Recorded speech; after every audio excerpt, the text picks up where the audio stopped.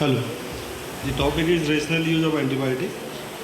The speaker is Dr. Yashpal Chuk, MBBS, MD Pharmacology, Allahabad. He is progressive PDC, currently working in medical advisory at GlaxoSmith. He has been associated with clinical care for last 4 years. Dr. Yashpal Chuk, please.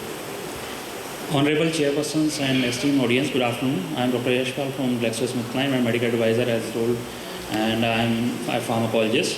So I am going to talk on the topic of rational use of antibiotics, and I have seen many speakers are talking on different high-end topic. And antibiotics is a subject because everybody, all the specialties, they write antibiotics.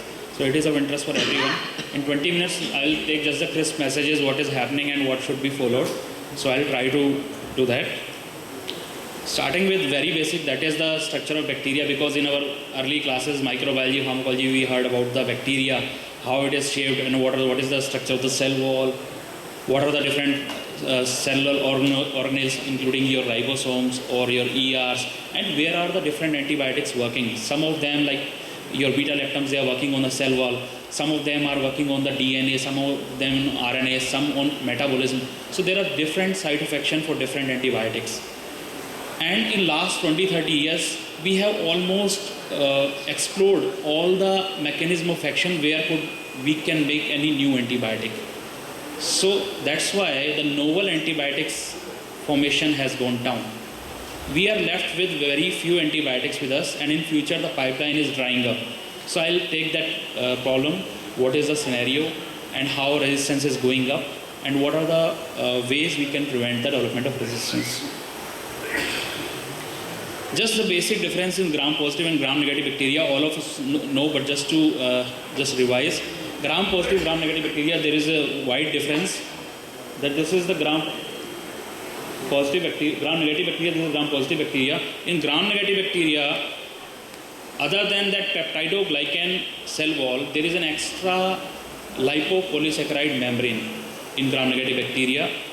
That's why gram-negative bacteria are more resistant than gram-positive bacteria, because the drug has to cross through that lipopolysaccharide extra membrane, and there are some channels which are called porin channels through which drug has to penetrate to reach the target.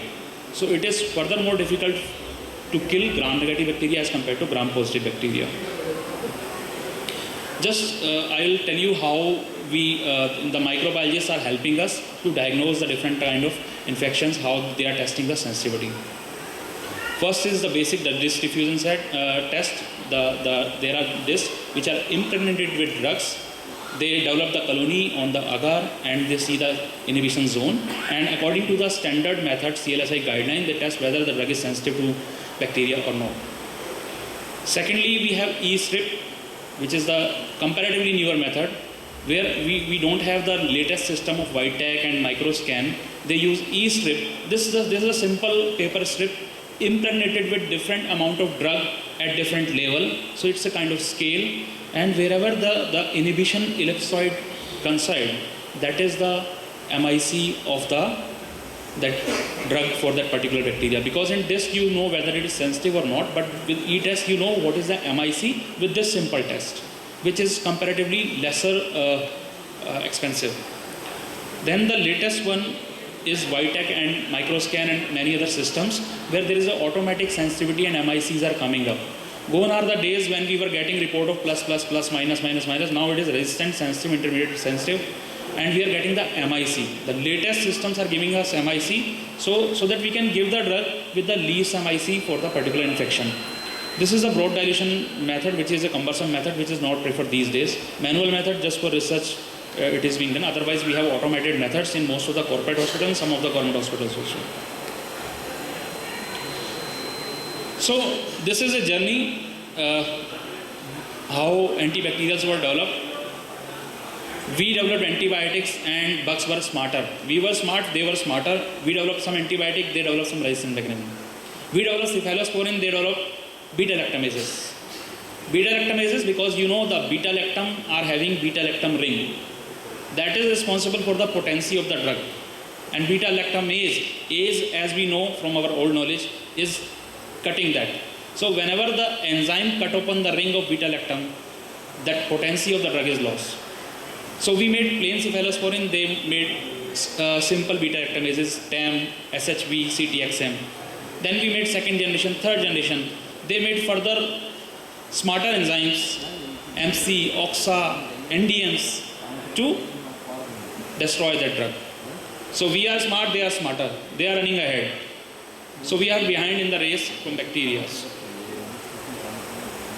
There are many challenges to antibiotic discovery. As you know, currently everybody is focusing on the clinical trials also. The court, the politicians, companies, everyone. Everybody is telling how the clinical trials are done, and that is important also.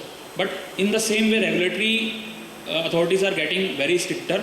It is very difficult to do clinical trial in countries like India. That's why the big companies are avoiding clinical trial in India currently. So, and even worldwide, the regulatory authorities are getting stricter. That's why the new drugs, to develop new drugs, it is very difficult to bring any novel antibiotic or any other drug. And another important reason is, you can see here the data in last decade, 1 or 2 decades, we didn't find any new antibiotic which is of novel class. We are getting only the me too antibiotics from the same class. One company is launching one antibiotic, another is launching another antibiotic from the same class, which is of not of too much benefit. So novel classes are coming very less. Reason being, why no R&D on antibiotic? Because companies are doing business. And anybody who is doing business is concerned with the return. The return on chronic disease medication like anti-infective and diabetes, it is too much because patient is going to take that drug for the whole life. While for antibiotic, when the company is launching any drug, patient is going to take it only for 10 to 14 days. When the illness is over, patient is stopping it. Secondly, because of a lot of generics, drugs are getting resistant. And competition is tough. Patent is, you know, what is the condition of patent in small countries. So, companies are investing less in antibiotics. That is another reason why pipeline is drying up. So, ultimately, we are losing our weapons against the bacteria. I'll show you the broad mechanism of resistance, how bacteria develop resistance. There are 4 ways, major ways, how bacteria develop resistance, although there are many ways, more than 100. One is porin loss. I told you there is a cell wall, and in gram-negative bacteria, outer cell membrane of lipopolysaccharide, where there are small channels which are called porin channels, through which the antibacterial gain entry inside the periplasmic space. When this porin channel is lost, the bug is resistant to the drug. Secondly, in that periplasmic space, there are enzymes which are called beta-lactamases, which I told that they will destroy the beta-lactam and the other antibiotics, and the bug will become resistant. And thirdly, the alteration in the target protein. Many drugs, they have targets in the cell wall, cell membrane. If the target is altered, the lock-in mechanism will not work, and that will lead to resistance. That may be due to mutation or any other cause. And fourth is the efflux pump. These are small motors. Whatever amount of antibiotic gain entry inside the cytoplasm or the outer cell periplasmic space, they are throwing them out actively. So the effective concentration of the antibacterial drug or chemotherapeutic agent, that is not reaching the bacteria, and that will lead to failure and resistance. So these are the 4 major mechanisms: porin loss, alteration in the target protein, beta-lactamases, as well as the efflux pump. There are many other mechanisms, but these are the major mechanisms. And beta-lactamase enzymes, they are the foremost among these. If we talk about ESBL in general, there are many kinds. If we broadly classify them, they are A, like common ESBL, which includes your TAM, SHB, CTXM. CTXM15 is the commonest beta-lactamase enzyme in India. And C, which is amplified chromosomal type of enzyme, which I'll tell you what are the therapeutic options for that, what drugs are working, what are not working in brief. Then D, which is oxacillinase, D, and B is metallo-beta-lactamase, which is of grave concern, New Delhi metallo-beta-lactamase, which is named. India is the ESBL capital of the world. This is a smart study data. We have maximum ESBLs in our country. Reason is because our population is high and the antibiotic prescription is not controlled. Anybody can buy any antibiotic through market without any prescription. Although government tried to regularize it, but due to balancing the reach of antibiotic in the periphery and the control, they were not able to implement it, the higher end antibiotic. But they are working, health ministry is working how we can regularize the prescription and buying of antibiotics. ESBLs, they spread through hands, through patient to patient, through our staff, workers when we take rounds, patient autogenous flora. Many ways to develop the spreading of ESBL. Different colonies of bacteria, they are taking ESBL enzymes, genes from different ESBL getting colonies. And there are outbreak of ESBL in many units like burn unit, your neuro unit, obs and gynae, and all other units, they get outbreaks of ESBL because they spread to different bacteria. There are risk factors for development of ESBL, and we should consider the patient is having ESBL positive bug whenever the patient is coming with one or two of these factors. When the patient is hospitalized for more than 48 hours, patient who has taken second or third generation cephalosporin in the last 2-3 months, patient who is more than 65 years old, patient who is having burn, renal failure, diabetic. So I think most of our patients, they are having 2 or 3 of these factors positive whenever they are coming to our clinic, our hospitals. So most of our patients are at high risk for developing ESBL positive bug. If we talk about the antibiotics, if we talk about beta-lactamase A, which is ESBL, all our cephalosporin will fail if the bug is positive for ESBL. I will tell you what is happening currently also, what are the latest CLSI guidelines, how the scenario is changing. Then MC, your all BLBL like amoxicloxa, your piperacillin tazobactam, cephalosporin sulbactam, beta-lactamase inhibitor combination, they will fail even for oxa, and for metallo-beta-lactamase even your carbapenems do not work. But with the latest CLSI guideline, you need not to test separately for ESBL positive bugs. Means you need not to check it whether it is positive or negative for ESBL. If it is sensitive to any cephalosporin also, because they have increased the zone of diameter already in 2011 CLSI guideline to assimilate that ESBL positive criteria. So now if it is sensitive, that means sensitive. If it is resistant, that means resistant. You need not to check separately for ESBL positiveness or negativeness. So that is a good thing. So even if it is ESBL positive, if it is sensitive to cephalosporin, you can give cephalosporin. NDM was detected in Delhi. You know so much of hue and cry over that Timothy Walsh paper, why it is named against New Delhi, and that was wrong also, because the enzyme was present in many of the European countries earlier also, but they have detected here, and that has marred our medical tourism. So that was wrong, but there are many other enzymes also which are named against countries, New Zealand, Venezuela, Brazil, many countries. But in our country, it has affected our medical tourism. That's why it was wrong. There is a study where NDM1 was detected even in the outpatients. That study is from Pakistan. Fortunately, it is not from India. And now NDM1, 2, 3, 4, 5, even 6 is detected, and that is from New Zealand. And these enzymes, which are advanced enzymes of New Delhi beta-lactamase, they are not sensitive even to colistin and tetracycline, which were choice of treatment for NDM positive bugs.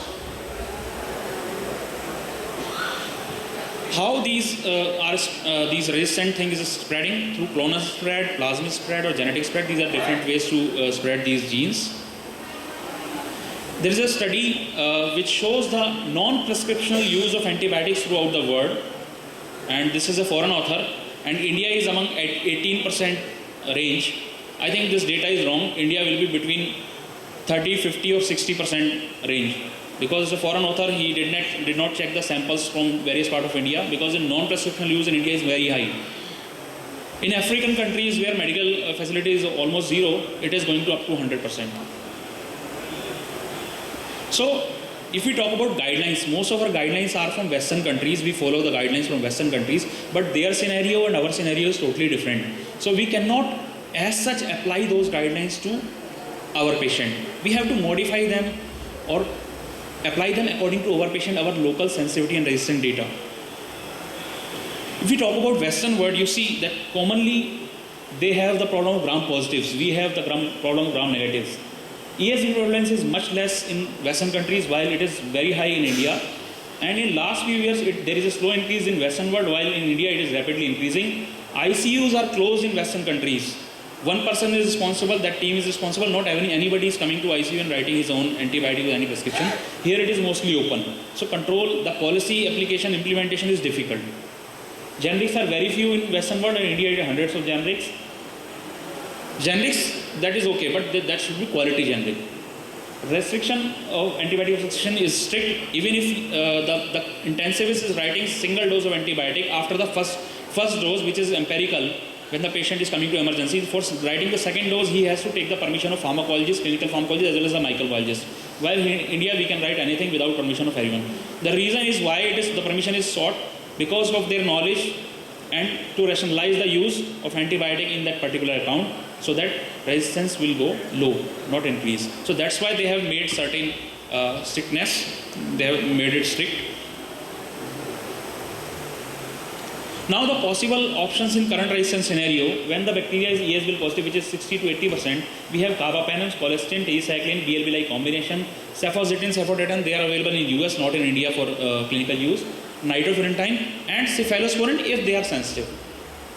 Similarly, for MC, ESBL and OXA producing bacteria, the options are only carbapenem, colistin and tetracycline. While for carbapenem is like NDM producing bacteria, we have only tetracycline and colistin with limited use. In this grave scenario, as I've just to summarize the microbiology part, what is the scenario for resistance? ESBLs are increasing worldwide, and India is the capital of ESBLs, and this is spreading by various clonal gene and various other ways of mutations. And ESBLs are found in animals, food, healthcare setting and outpatients also. Hence, control of this pandemic of ESBL is challenging, and we have to control it. Otherwise, we will be nowhere. Now, what are the methods to prevent bacterial resistance? Firstly, this is a very good paper. I will tell you how there is a misuse of antibiotic. What are the examples? Prescribing antibiotic unnecessarily, like even if the patient is coming to us with simple flu or cold or cough, most of the cases it is viral, but we are prescribing antibiotics just to be on the safer side. That will produce resistance to our commonly used drugs. Like for Streptococcus pneumoniae, the resistance for cephalosporin and other drugs is rising, because in all the trival infections of cough, cold, we are giving antibiotics. If we avoid using antibiotics, at least in viral illness, when we know that viral episode is going on and it's probably viral and the symptoms are not bacterial, or we have a report where the sputum or any other thing, the culture we are taking that is negative, we should refrain from using antibiotics in those patients. Secondly, the delaying in administration of antibiotic in critically ill patient. Whenever the patient is critically ill, we should not delay the antibiotic administration. So it is totally different. For critically ill patient, we have to start early, hit hard and then de-escalate, hit hard and hit fast and de-escalate. While for trival infection, we should refrain from using antibiotic. If you want to use, you should start with workhorse antibiotic and then escalate. So approach is totally different. For critically ill, I will take the examples also. Critically ill, it is hit hard, hit early and then de-escalate. For trival infection, you have to start with workhorse antibiotic if it is needed. Then you can escalate as per the response. Spectrum of antibiotic either too narrow or too broad, that is also misused. Dose of antibiotic either too low, too high. Duration is too short, too long, or failure to review your antibiotic whenever you get microbiological data. If you have the sensitivity report, you should check it. So, there is a pressing need to consider both clinical and public health responsibilities, and aim is to provide optimal patient care while seeking to minimize the selection pressure. And the new mantra is start smart and then focus. So, how to start smart? Initiate effective antibiotic treatment promptly. Appropriate microbiological testing should be done. Local and national policies should be adhered, and even the sensitivity and resistance pattern. Onus is on documentation why you have written antibiotic. Shortest antibiotic course should be preferred.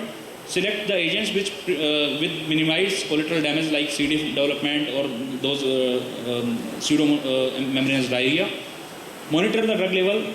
Single dose surgical prophylaxis. If the surgery is clean or clean contaminated, you can use single dose of cephalosporin and any other drug which is of provided by guidelines. Single shot just 1 hour before surgery, immediately before surgery, because the prophylaxis is only from opening to closing of the skin. If the patient is having prior infection or dirty surgery, then you can of course have a choice of different antibiotics. Consult the infection expert whenever you think that you should sought advice. Review the antibiotics after 48 hours when you get the report. Stop antibiotic when infection is not evident. Use susceptibility data to de-escalate or to escalate. Onus is to switch on the oral therapy. Even you can try for the parenteral therapy for the OPD patient outside the clinic. जो गलत कर दिया ना, ये गलत तो कौन है? So, for critically ill patient, hit hard and hit early. Prepared by them. And if you delay in critically ill patients, each and every day in delay of starting appropriate antibiotic will further increase the chances of mortality by 15%, 20%, or 30%.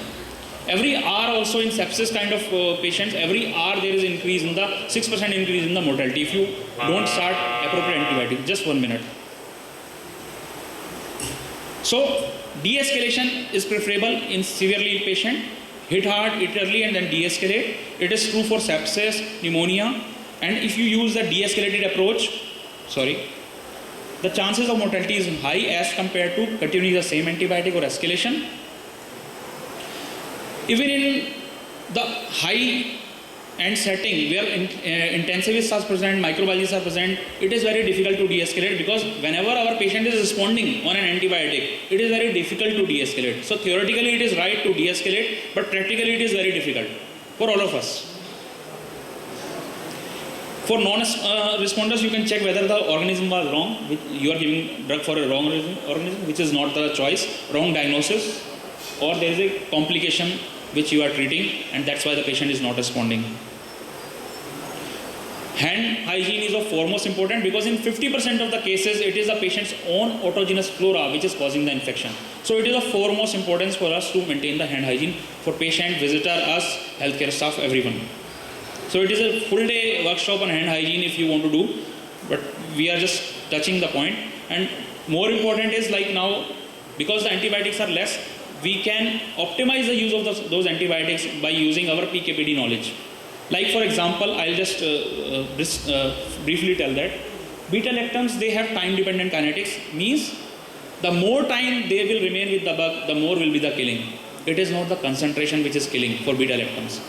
While for aminoglycoside, it is the concentration gradient which is killing. Means one shot a day, that will kill. You need not to give it again and again, that will increase the ototoxicity and nephrotoxicity. So by the knowledge of PKPD, we can optimize the use of the same antibiotic. There is no additional weight of this economical loss for the patient. You are not increasing the dose but giving the same dose in a different way. So rational antibiotic therapy, what is the definition? It is a successful chemotherapy. It must be rational. Rational treatment demands a diagnosis. This may be only be provisional and it may later be proved wrong. But the treatment chosen should be based on some explicit assumption to the nature of the disease process. So we should know what is the need for antibiotic, and choosing the right antibiotic, including the host vector, likely pathogen, and drug characteristic. These should be considered. Right dose, route, and duration of administration. Whatever antibiotic you choose, it should be most effective, least toxic, and least costly. Host vectors, likely pathogens. You should know your local sensitivity and resistance pattern and what are the commonly found bug for a particular infection. And accordingly, you can get the 6 months data from the regional microbiology that what are the topmost 5 bugs for that particular infection and what are the top 5 antibiotics which are sensitive. So topmost 2 you can keep it as reserve, and second, third option you can keep like for empirical therapy. So that will be helpful. Host factor, you know, that age, renal function of the patient, hepatic function, site of infection, and allergy, severity, comorbidities, complication, these host factors should be considered whenever giving antibiotics. And drug profile, as I told, that PKPD, the absorption, distribution, MIC of the drug, because we have to prefer the drug with least MIC, and the drug should have penetration in that particular site of infection. We should also consider drug-drug interaction adverse events when we prescribe a drug. And finally, as WHO has told, drug quality is very important. Whatever drug you give quality drug. Otherwise, you are giving the same dose and patient not responding. Blame comes to you, not to the drug. So whenever give drug, give quality drug, whether it is branded or generic. Finally, the last slide. The resistance is going up. You know the ESBL, MC, OXA. I told you that India is the, ESBL capital of the world. Several steps I have shown to prevent the development of resistance. You have to start smart and then focus for critically ill patients. And for trival infection, refrain from using antibiotics. You can start with Vercos antibiotic if needed, and then you can escalate. And last, rational use include your right dose, right drug, right duration, right time. With that, thank you.